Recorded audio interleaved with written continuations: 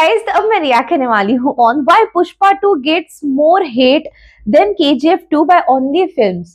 KGF 2 को hate मिला या नहीं, आई डोंट नो। पुष्पा को सर्टनली कुछ रिव्यूवर्स हो सकते हैं या कुछ लोग हैं जो मेरे कमेंट सेक्शन में भी है, जब मैंने सीन रिएक्शन किया था उन लोगों ने हार्श वर्ड्स यूज किए हैं for Pushpa 2। So they have mentioned the reason probably, and उनका reason देखने के बाद we'll discuss on it. What do I feel about it and what do you feel? You will tell me in the comment section. So before I start, hello, मेरा नाम मोनाली नायक, welcome to my channel नखरे वाली मोना। और अगर आपने मुझे अभी तक सब्सक्राइब नहीं किया होगा तो please to subscribe my channel.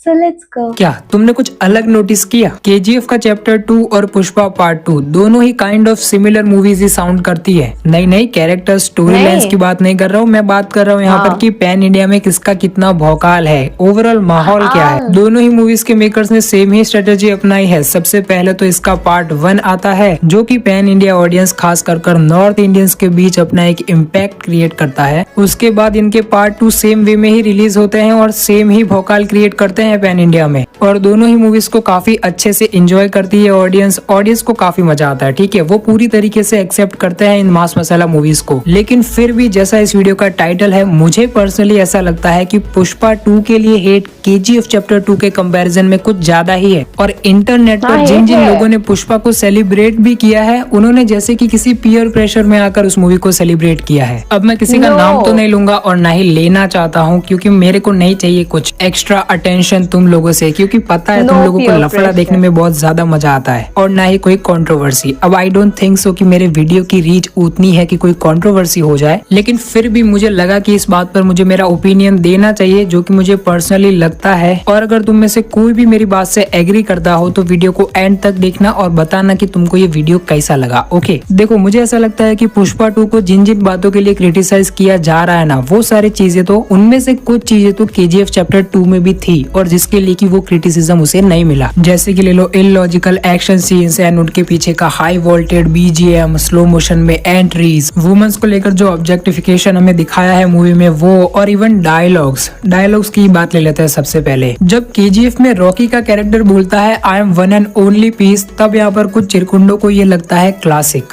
यहाँ पर इन्हें कोई भी छपरी वाली वाइब नहीं आती। और जब यहाँ पर पुष्पा पार्ट 2 के अंदर पुष्पा का कैरेक्टर बोलता है कि वाइल्ड फायर हूं मैं, तब इनको छपरी वाइब्स आने लगती है। इसके पीछे का रीजन क्या है पता है? मूवी के अंदर दिखाया गया ओवरऑल एनवायरनमेंट, कैरेक्टर्स का रिप्रेजेंटेशन जिस तरीके से किया है दोनों ही मूवीज के अंदर। अब ये तो एक छोटा बच्चा भी जानता है कि दोनों ही काफी डिफरेंट मूवीज है। ओवरऑल ट्रीटमेंट दोनों ही मूवीज का बहुत ही ज्यादा अलग है। दोनों ही कैरेक्टर्स अलग अलग जगहों से बिलोंग करते हैं। अब क्योंकि यहाँ पर रॉकी का कैरेक्टर सूट में ये डायलॉग बोल रहा है तो वो कूल और एटीट्यूड वाला लगता है, लेकिन वही जब यहाँ पर पुष्पा का कैरेक्टर पुष्पा के पार्ट 2 में जब नॉर्मल कपड़े पहनकर अपने डायलॉग्स बोलता है तो वो इन्हें छपरी लगने लगता है। एक आदमी जिसने की अपनी बियर्ड को ग्रो कर लिया वो काफी स्टाइलिश हो जाता है, और एक आदमी जिसने की अपने बालों को कलर करवा लिया वो छपरी हो जाता है। अब मैं नहीं बोल रहा हूँ कि लाल पीले काले हरे बाल कर घूमो। अल्लू अर्जुन ने असल में अपने बालों को कलर नहीं करवाया है, ये उन्होंने किया है कैरेक्टर के लिए, पुष्पा के कैरेक्टर के लिए। बियर्ड को तो दोनों ही एक्टर्स ने ग्रो किया है अपनी अपनी मूवीज के लिए, लेकिन जो वो कलर वाली बात के लिए पुष्पा के कैरेक्टर को क्रिटिसाइज किया जाता है ना कि छपरी है ये, इसके पीछे का कॉन्टेक्स्ट अगर मैं तुम्हें समझाने की कोशिश करूँ ना, तो ऑफिशियली जो पुष्पा का कैरेक्टर है वो है 90s का। और 90s में भी कहाँ पर सेट है ये मूवी? तेलंगाना के चित्तूर जिले में। अब ये चित्तूर जिला ऑफिशियली है या नहीं ये तो मुझे नहीं पता, लेकिन जो तेलंगाना है ना, वहाँ पर सुकुमार को ये अच्छे से पता है कि 90s के अमीर लोग यही सब किया करते थे। हाईली लाइटेड कपड़े जो होते हैं ना, यानी कि वो ज्यादा चमकने वाले कपड़े पहनना, ज्यादा कलरफुल कपड़े पहनना जिससे कि वो अलग दिखे पूरी भीड़ में, और अपने बालों को कलर करना, और अपने हाथ की जो छोटी उंगली होती है ना उसके ऊपर नेल पॉलिश लगाना। और जो पूरी मूवी में पुष्पा का कैरेक्टर हर वक्त मुंह में गुटखा चबाता रहता है या फिर पान, जो भी है वो। वेट अ मिनट,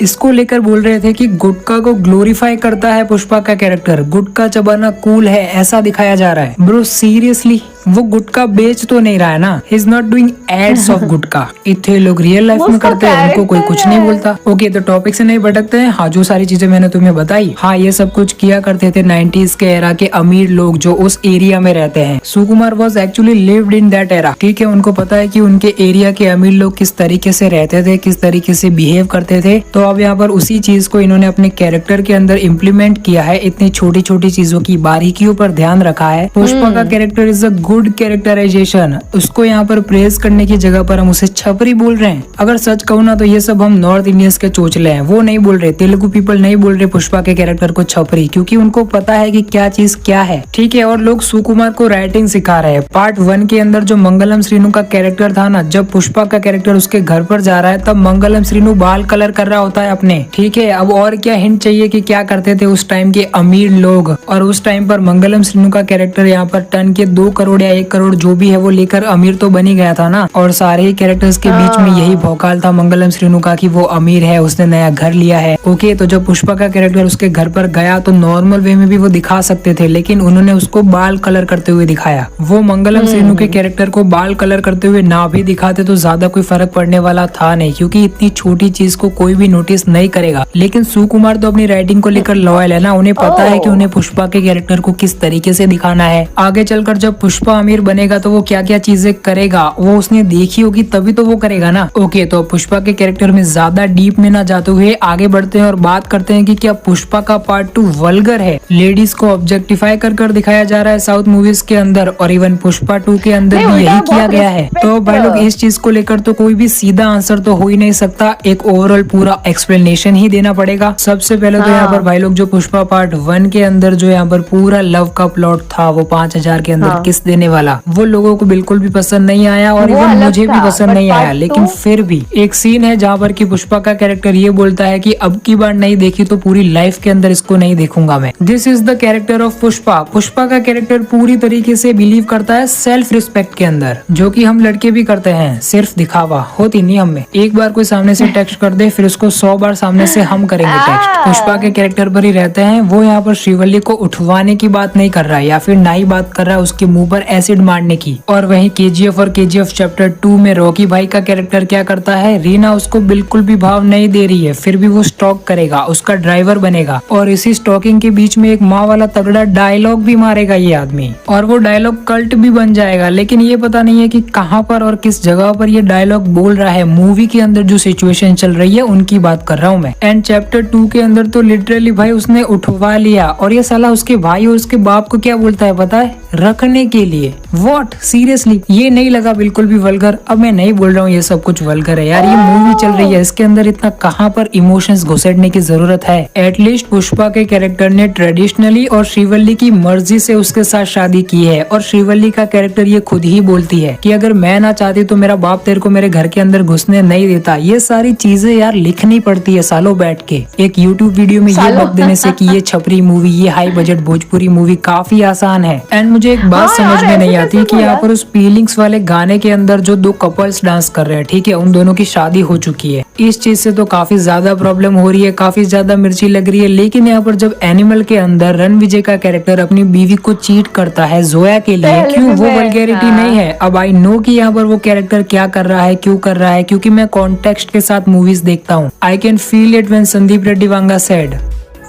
ये भी मैं किसी वीडियो में एक्सप्लेन करूंगा कि वो पूरा भाभी 2 वाला सेगमेंट क्यों एनिमल में जरूरी था। लेकिन अभी पुष्पा 2 और KGF चैप्टर 2 के ऊपर ही रहते हैं। पुष्पा 2 का ये जो अननेसेसरी हेट है ना, वो मुझे काफी ज्यादा ही ट्रिगर करता है। और सबसे ज्यादा जो बात मुझे ट्रिगर करती है वो है इस मूवी के एक्शन को लेकर जो अननेसेसरी हेट दिया जा रहा है इस मूवी को। वो बोलते हैं कि इतना इलॉजिकल एक्शन क्यों है मूवी के अंदर, तो अबे साले इस मूवी को मास मसाला मूवी क्यों बोलते हैं फिर। अगर सच कहूँ ना तो लार्जर देन लाइफ कैरेक्टर्स के लिए, हाई वोल्टेज BGM के लिए, इलॉजिकल एक्शन सीन्स के लिए अगर कोई ट्रोल करता है मूवी को, तो उस साले को बिल्कुल भी पता नहीं है कि मूवी के जॉनर्स क्या होते हैं। लेकिन तुम्हें तो पता ही होगा कि मूवीज के अलग अलग जॉनर्स होते हैं। एक जॉनर को पकड़कर एक डायरेक्टर उसी माइंडसेट से एक मूवी बनाता है, अपना पूरा एफर्ट डालता है, एंड उसी जॉनर के हिसाब से जितना हो सके उतनी अच्छी मूवी बनाने की ट्राई करता है। लेकिन जिस साले को ये जॉनर ही नहीं पसंद, वो इस मूवी को बुरा बोलता है क्योंकि उसको ये जॉनर पसंद नहीं है। और जिन लोगों को इस जॉनर की मूवीज देखना पसंद है, उनको सीधा ऐसे मुंह पे अनपढ़ बोल देना। अब ठीक है, मैं तो ज्यादा कुछ बोलना हाँ, नहीं चाहता, अगर ज्यादा बोलूंगा तो मुंह से exactly. गाली निकल जाएगी, वीडियो ब्लॉक हो जाएगी, फिर क्या बैठेंगे ऐसे ही। मिलते हैं नेक्स्ट वीडियो में, bye.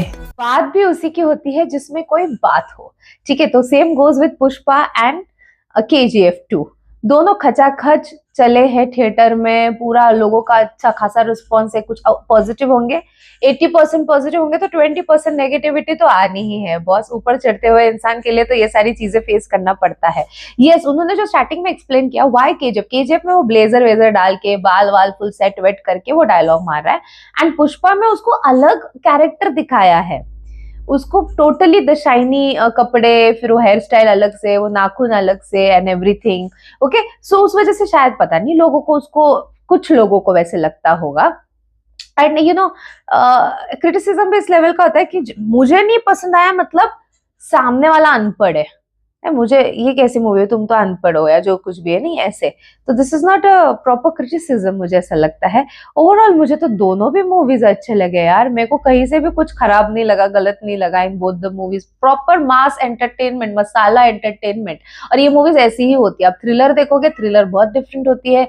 Based on real story देखोगे, वो बहुत अलग होती है। तो ऐसे अलग अलग टाइप्स के मूवीज होते हैं ना, अपने अपने चॉइसेस के अकॉर्डिंग हम जाके देखते हैं। तो मास मसाला तो ऐसी होती है कि लॉजिकलेस एक्शन वगैरह सब कुछ लॉजिकलेस होता है उसमें। तो यार अल्लू अर्जुन की फैन फॉलोइंग भी बहुत अलग लेवल पे है। सेम गोज विद यश, लोग उनको पसंद करते हैं। ओके, और अगर मूवी अच्छी नहीं होगी तो मुझे नहीं लगता कोई थिएटर तक पहुंचेगा, क्योंकि जिनको लोग एक्चुअली पसंद भी करते हैं उनकी भी मूवीज अगर अच्छी नहीं तो लोग आके बताते अच्छी नहीं है। बट ये दो मूवी ने धमाका मचा दिया है यार। तो या मेरे अकॉर्डिंग तो सही पॉइंट्स रखे उन्होंने बाय द वे। तो ये था मेरा रिएक्शन। आपको क्या लगता है इसके बारे में, आप मुझे कमेंट सेक्शन में नीचे जरूर बताना। जितना हो सके लाइक कमेंट शेयर से भर दो गाइस। हो सके तो सुपर थैंक्स भी देना, मेरे चैनल की ग्रोथ के लिए हेल्प हो जाती है। बाकी परत नहीं आले